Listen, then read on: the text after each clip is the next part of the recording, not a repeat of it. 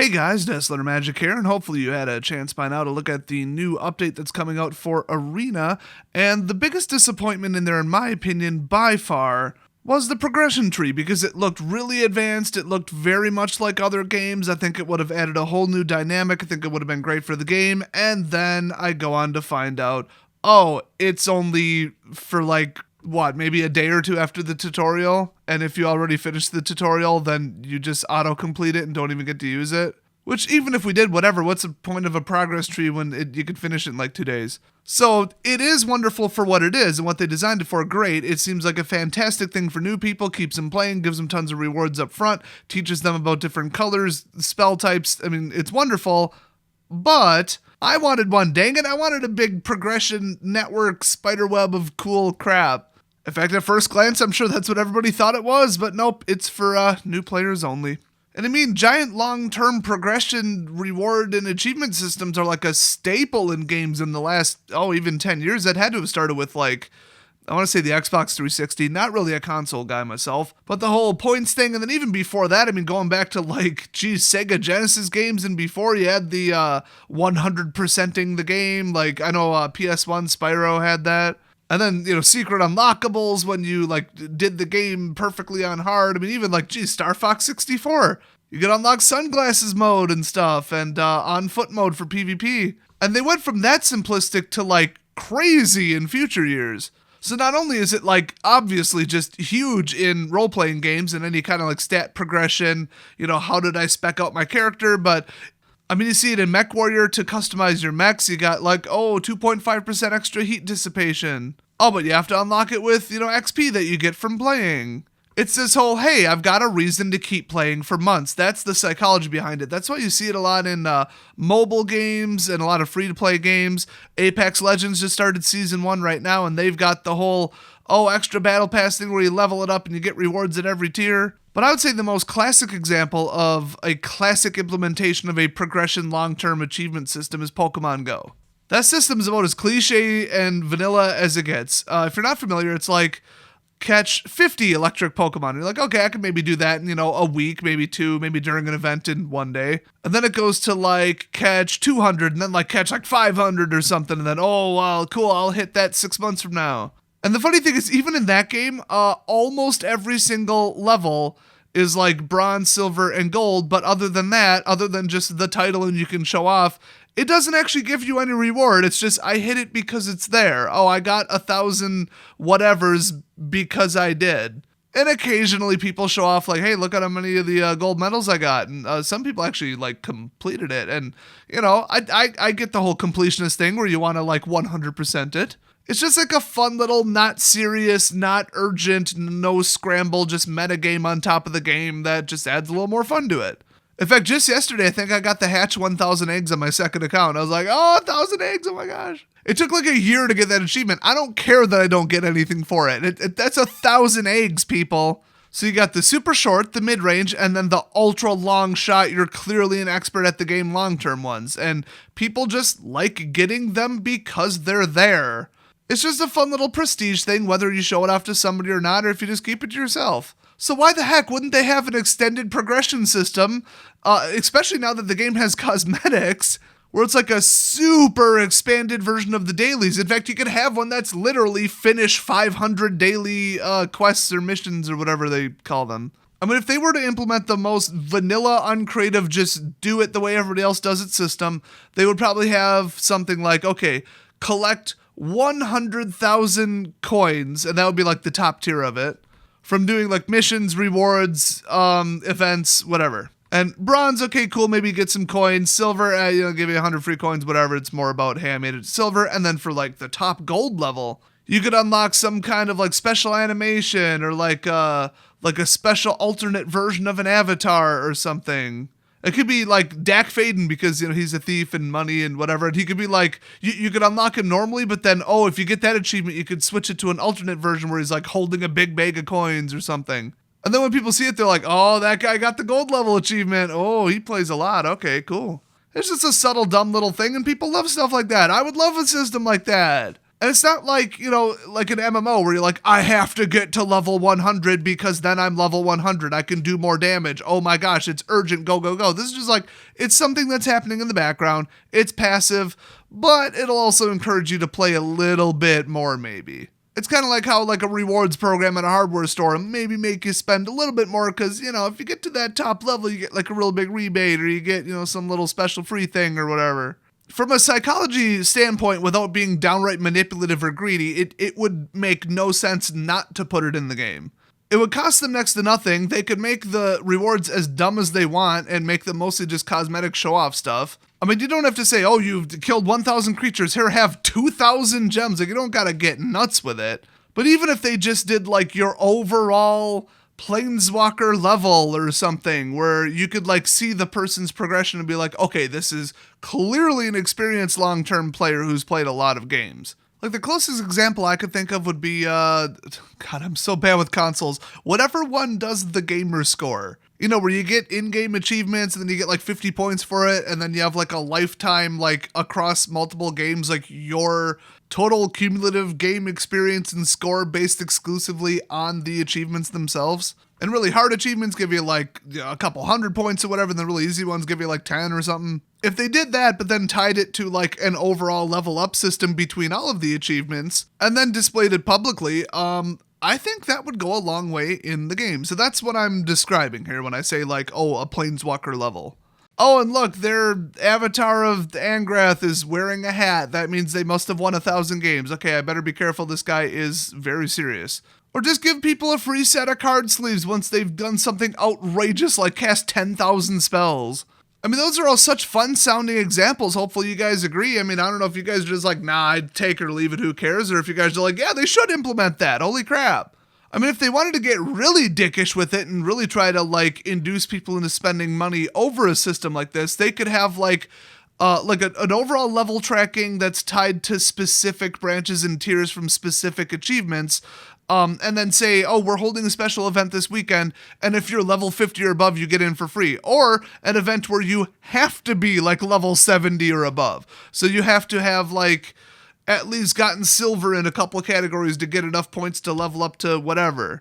Like that would add enough of a carrot on a stick in front of your face to be like, okay, I have to actually take this seriously and I should like actually pay attention to this instead of just, oh, I'm going to play however I want. Oh, look, I got another achievement. Lucky me, who cares? Now, the other huge benefit is to get people to try something they wouldn't normally do in any video game. So if people are like, okay, I already completed this one, I maxed out this achievement, I'm not going to finish this one anytime soon. Oh, look, here's this really simple one, but it's something I would not normally do. Like in some random game, I only tried the fishing mini game once. Oh, there's an achievement that's really easy for fishing and the rewards are pretty good. Okay, I guess I'll try fishing. And then you find out you love fishing. I mean, I very rarely play red decks, but if I already unlock like all the easy and medium tier achievements on stuff I already normally do, most commonly, and then there's the red one sitting there that's, cast 10 red spells and I haven't even done it, I'm going to go build a red deck and go play unranked or something with it just to get the achievement. And then suddenly I discover I love red decks. Or I mean, even, new players of the game, oh, I never play counter spells. I don't like counter spells. I never play counter spell based decks. And then there's an achievement that's sitting there completely empty, not even at like level 1 or bronze level, and it's like counter 5 spells, and you're like, well, okay, I might as well just get that one. And then they find out, oh, I countered their biggest spell and won the game because of it. I love counter spells. Without an actual slight motivating reason to try something new in Magic, a lot of people, especially new players, don't do it. And the longer time players just end up trying completely new things out of sheer boredom. There's like, I'm not going to run my mono white deck for the 15th time in a row. Let's try running an archetype I never run just because I'm bored. Well, why not dangle an achievement in front of their face to force them to try something new? I mean, and then, hey, they might like it, they might not. You never know. It's very smart from a game design standpoint. So I almost feel like they're working on card animations, more flashy stuff, really cool features, like they had that direct challenge thing. Yeah, put a direct challenge system in before you put in an achievement system. Like the game was, it still is very beta. It's very like lacking in good features. They've got a new card set coming out, and then they have to plan for this other format called Standard Plus or whatever that's coming out. That's a whole thing. So, like, yeah, they have a lot of work to do. And it's very critical, crucial things to keep the game fresh and interesting. And it's stuff like, with Direct Challenge, people have been going nuts with that, especially streamers, YouTubers. I mean, just people that just wanted to play with their friends from their LGS. Like, that feature could have easily, doubled the player base for several weeks. It was, that big, that well-received. This would be more of a subtle thing, but the thing is, though, they're either going to have to backtrack it and check your global stats, which may or may not be stored on a server somewhere, to be perfectly honest, or start everybody at 0 when you release it, which, okay, at least it's a level playing field then.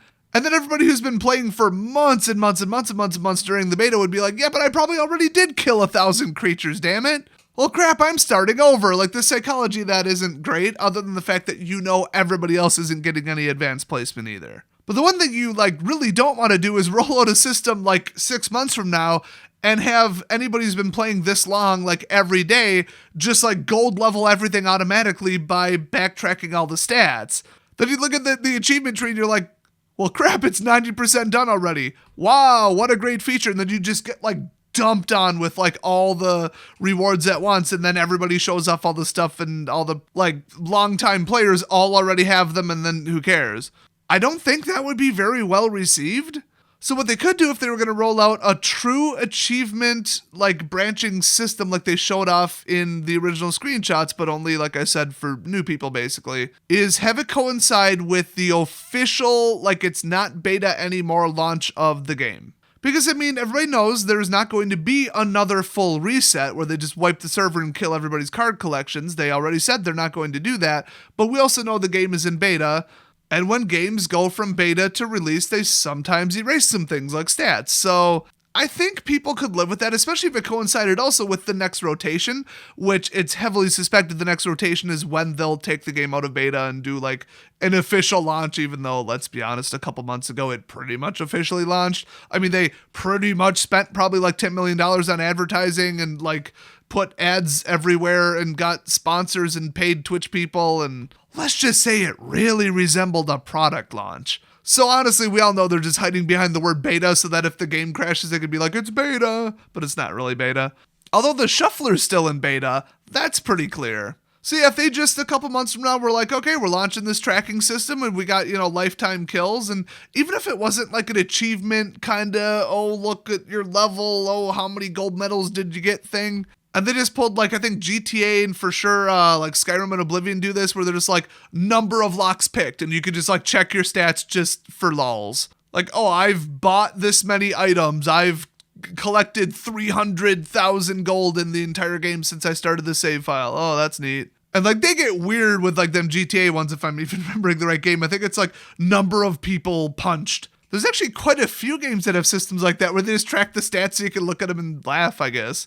But tying some kind of prestige or level or reward system to it, I think that would be a lot nicer. But what do you guys think? Are you totally opposed to it, or you don't care, you wouldn't use it, or are you yeah, that would be cool, some long-term goals instead of just the dailies, oh, I completed the dailies, well, now what do? I kind of want to keep playing, but there's no reason. Let me know your thoughts down in the comment section below. Also, I know damn well which gameplay I'm putting in the background of this video, even before editing it. For those of you who just, for some mind-blowing reason that I cannot understand even at a basic level, who are saying, oh, Super Friends, that's not a toxic archetype. What do you mean Super Friends is problematic, where you just chuck out 20 Planeswalkers in your deck and the rest is just control? What do you mean that's overpowered, not fun or fair? If that's still your opinion, what video were you watching, okay? Hopefully you weren't just listening to the audio on this one. Games where you just pound out Planeswalkers, for example, if a set had,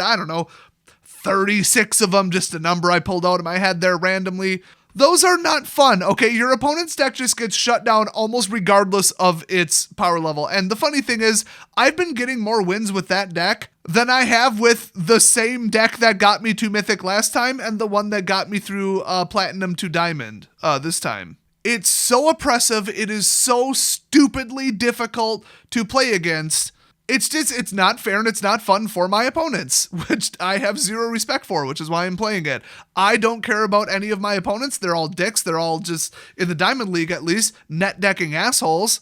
99% of them are inconsiderate, slow-playing, like, time-outing, butt-hurting, net-decking, copycat, just scumbags. Just the worst that the Magic community could possibly come up with. And plus, they're pulling the same crap that I shove right back in their face, which is just sending sarcastic chats nonstop. I have absolutely zero respect for anybody I play against in ranked play right now, because the evidence strongly suggests they're all assholes. That's why I'm playing a deck that I would never, ever in a million years bring to my LGS for F&M. Never. It's not about the wins, it's about people actually coming back the next week and the looks they'll give you when you pull out a deck like that. At a certain point, winning isn't everything. But on Arena, screw you, you anonymous dick.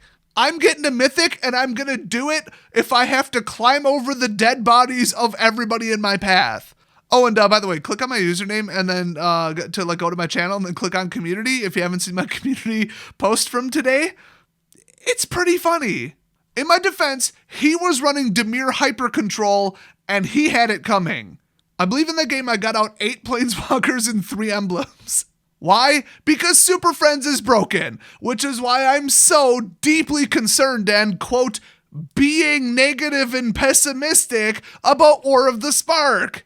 Because I've been studying the meta and watching deck archetypes and playing the game and, running a giant Magic YouTube channel for years. I'm smart enough to recognize when a certain thing might look like a problem. If they just announced that the very next set after this is going to have Mill as a primary mechanic of the plane or the set, some red lights should start going off in your head. The same goes for, hey, we're printing 36 Planeswalkers. Some people are like, oh, that'll be neat. Oh, yay, value. Oh, I can't wait to try that. But the experienced players are like, holy crap, we're in for a shitstorm. Planeswalkers do not make the game fun, especially in that quantity.